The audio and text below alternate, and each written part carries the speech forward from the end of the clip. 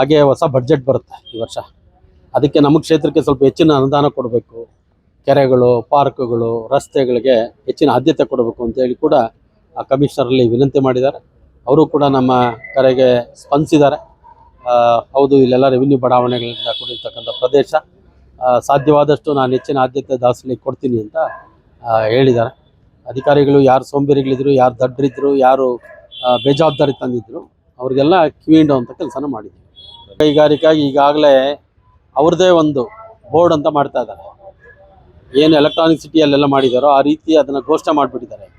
ಈಗಾಗಲೇ ಪೀಣ್ಯ ಕೈಗಾರಿಕಾ ಪ್ರದೇಶದವ್ರು ನಮಗೆ ಟ್ಯಾಕ್ಸ್ ಕಟ್ತಾ ಇಲ್ಲ, ನಮ್ಮ ಹತ್ರ ಪ್ಲಾನ್ ಅಪ್ರೂವಲ್ ಬರ್ತಾ ಇಲ್ಲ. 4-5 ಎಕರೆ ಇದ್ದಂಥದ್ದನ್ನ ಒಡೆದು ಅವರೇ ಬಡಾವಣೆ ನಿರ್ಮಾಣ ಮಾಡ್ಕೊಂಡು ಮಾಡ್ತಾ ಇದ್ದಾರೆ. KADB ಮತ್ತು KSSIDC ಕೊಟ್ಟಿರೋದ್ರಿಂದ ಅದನ್ನು ಅವರು ನೋಡ್ತಾರೆ. ಅದೇ ಅನುದಾನದಲ್ಲಿ ಅವರು ಡೆವಲಪ್ ಮಾಡಿಕೊಂಡು 30% ನಮ್ಮ ಕಾರ್ಪೊರೇಷನ್ಗೆ ಅವ್ರು ಟ್ಯಾಕ್ಸ್ ಕಟ್ಟಬೇಕು. ಆ ರೀತಿ ಸರ್ಕಾರ ಏನೋ ಆದೇಶ ಮಾಡಿದೆ, ಅದನ್ನು ನೋಡ್ತೀವಿ. ನಮಗೆ ಅದು ಇಷ್ಟ ಇಲ್ಲ.